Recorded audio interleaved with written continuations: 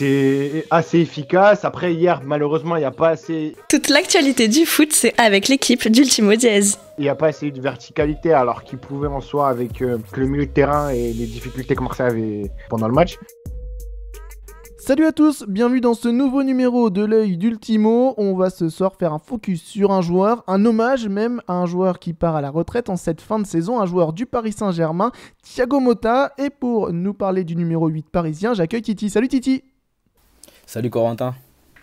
On va donc parler de l'Italo-brésilien, donc Thiago Motta, arrivé au PSG à l'hiver 2012, qui aura laissé une belle trace dans ce club. On va revenir sur sa carrière parisienne en commençant par son arrivée. On va se plonger dans l'époque. À l'époque, Titi, quel est le sentiment des supporters parisiens, j'ai envie de dire, à l'égard de l'arrivée de Thiago Motta, qui arrive pratiquement au début du projet QSI? Il y avait beaucoup d'enthousiasme à son arrivée, c'était tout à fait justifié je pense. À l'époque c'était le début du projet Qatari, 6 mois avant on venait de recruter Pastore, Menez, Matuidi, Bisevac, Gamero, Sissoko ou encore Lugano. Lui il arrive en hiver lors d'un mercato exceptionnel de Leonardo aux côtés de Maxwell et Alex. Lui c'est le premier joueur important qui est arrivé au club sans être en situation d'échec. Alex et Maxwell qui sont eux aussi des joueurs très importants de l'histoire récente du PSG. Quand ils arrivent, ils sont dans des situations compliquées dans leur club respectif, ils ne jouent pas beaucoup, etc. Motta, c'est le contraire, il arrive de l'Inter, là où il était titulaire, là où il avait gagné la Ligue des Champions. Il fait tout pour joindre le club de la capitale, il baisse son salaire, il fait le forcing auprès de l'Inter pour partir. Il arrive au PSG avec son bon numéro 28 à l'époque, c'est le premier joueur majeur à signer chez nous avant Thiago Silva, avant Zlatan. Donc voilà, son arrivée m'avait déjà ravi à l'époque, j'étais vraiment très heureux de le voir signer chez nous. Et je pense que c'était pareil pour tous les supporters parisiens. Je te propose maintenant d'écouter Laurent Blanc qui, lorsqu'il était coach du Paris Saint-Germain, nous parle de Thiago Motta et de son jeu et de l'ADN PSG qu'il représente. On l'écoute.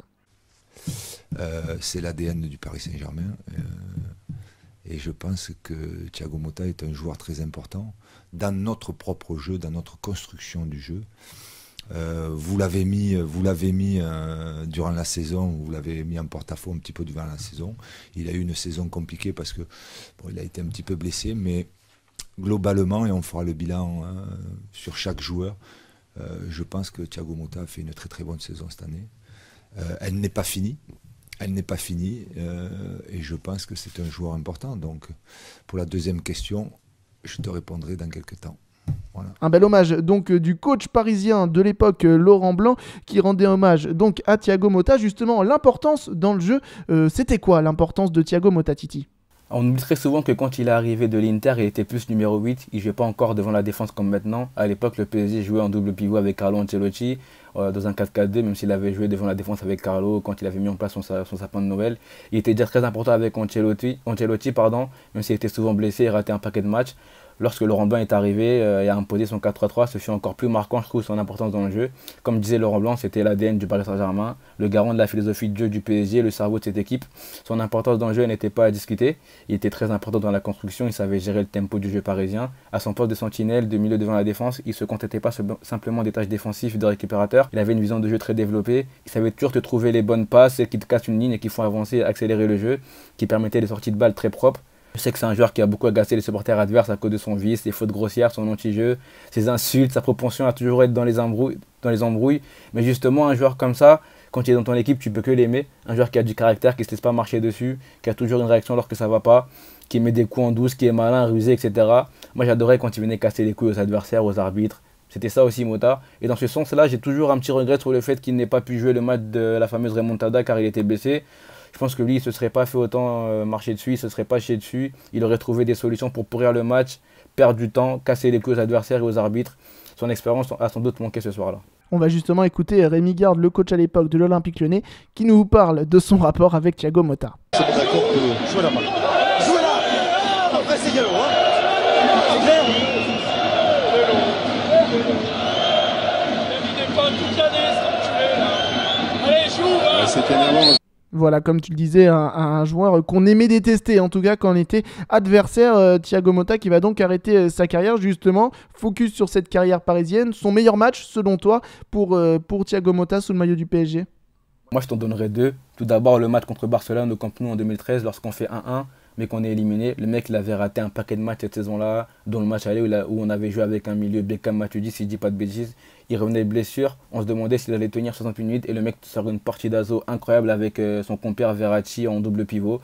c'était énorme. Et le deuxième match, ce sera celui à Stamford Bridge en 2015, lorsqu'on fait match nul en infériorité numérique après l'expulsion de Zlatan. C'était un contexte très difficile, mais lui avec Verratti, voire Pastore, ce soir-là, ils avaient sublimé le match du PSG. C'était du très haut niveau. Là aussi, c'était une masterclass. D'ailleurs, c'est lui qui tire le corner sur le but de Thiago Silva qui nous qualifie. Voilà donc pour son meilleur match. On va passer aux regrets maintenant, au mauvais côté. Peut-être les regrets que tu as comparé à son passage au PSG.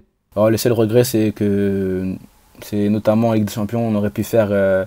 on n'a pas eu une réelle épopée européenne avec cette équipe-là. Parce que oui, c'est une grosse page qui se tourne. On a perdu coup sur coup Ibra, Maxwell, Matuidi, voire David Luiz et maintenant Mota. C'est dommage de ne pas avoir réussi quelque chose de très grand avec ces joueurs-là, surtout que je pense qu'on aurait vraiment pu le faire, notamment l'année où on paume face à City en 2016. Mais bon, j'en garderai que des bons souvenirs. Et la saison de trop, je pense que voilà, il a fait la saison de trop. Un grand artiste de notre siècle disait à propos de sa musique, j'arrêterai quand il le faut, je ne ferai pas l'album de trop. Pour Thiago Motta, on a quand même l'impression qu'il a fait la saison de trop avec beaucoup de blessures, de matchs manqués, etc. C'est dommage.